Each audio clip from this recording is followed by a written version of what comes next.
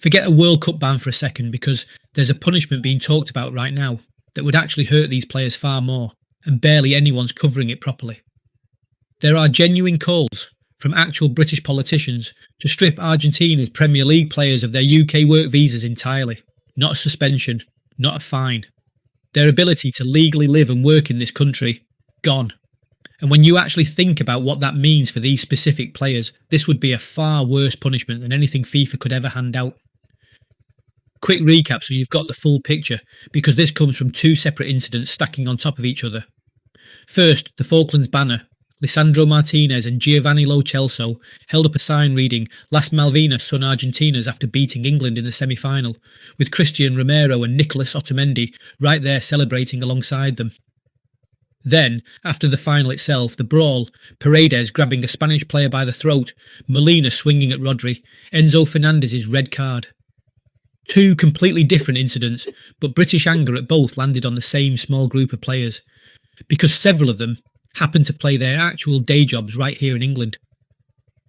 And that's exactly where this gets serious. In the days after the banner, Niall Gardner, a former aide to Margaret Thatcher, now running the Thatcher Centre for Freedom in Washington, came out and said every Argentine player in the Premier League who took part in what he called this anti-British display should be stripped of their UK work visa. Not suspended from a match, stripped of the visa. That's the actual thing that lets them live in this country and play their club football here at all. Business Secretary Peter Kyle went on record too, calling for FIFA to launch a proper inquiry, and pointedly praised England's own players for their dignity by contrast. And you'll remember the Prime Minister's own spokeswoman's line, which went properly viral: "The World Cup might not be ours, but the Falkland Islands definitely are." And that political anger didn't stop with Gardner either. Liberal Democrat leader Ed Davey went even further in the immediate aftermath, insisting the players who celebrated with that banner should be barred from playing in the final against Spain entirely. FIFA said no to that one, but the fact that a sitting party leader was calling for players to be pulled from a World Cup final over this tells you the temperature this reached. And it's worth remembering, this isn't some abstract diplomatic spat over a map.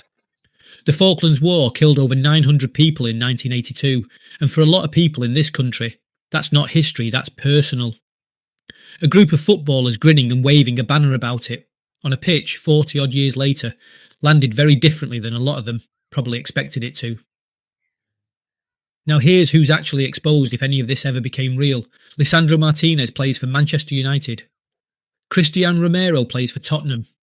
Enzo Fernandez plays for Chelsea, though there's already transfer speculation about him potentially leaving this summer, which, if you think about it, adds another layer to this, because a player already weighing a move away from England might have even more reason to take talk like this seriously.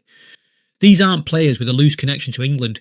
This is their entire career, their wages, their families, built around living and working in this country. A World Cup only comes round once every 4 years. The Premier League is their actual livelihood, every single week for years at a time. Before we go any further, please do me a huge favour and hit that subscribe button if you want Enzo Fernandez out of the Premier League, like I do. But back to it. As of right now, the Home Office hasn't taken any action against any of these players, but boy, the fans have. I've never seen so many comments online talking about their welcoming if they come play again at the biggest English stadiums. I bet they would prefer to have their visas revoked to experience what may happen with many angry English fans after what they did to England in that semi-final. FIFA's own investigation into the banner has historically resulted in fines for cases like this, not immigration consequences. So, Martinez, Romero and Fernandez are not yet in danger of losing their visas.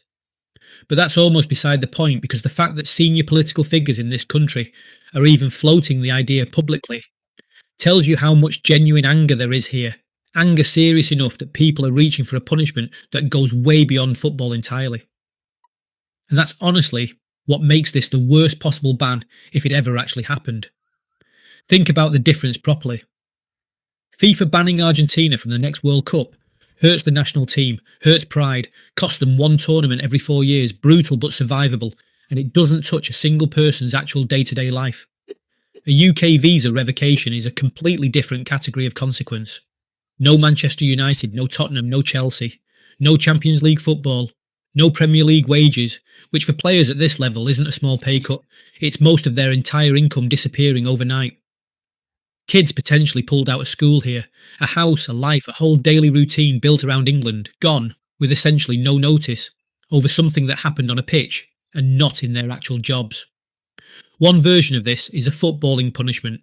The other is a punishment on someone's actual livelihood and home, and it would follow them for the rest of their career, since immigration decisions like that don't just quietly disappear from someone's record. And the fact that it's even being discussed out loud by people with real political influence says something about just how far this entire saga has pushed British public opinion. Not just angry at a team anymore, but genuinely questioning whether these specific players are even welcome here at all. So here's what I actually want to know from you. Do you think a UK visa ban is a fair response to what happened? Or is that a step too far for something that happened on a football pitch? And please hit that subscribe button. I'll be back soon with more news for you.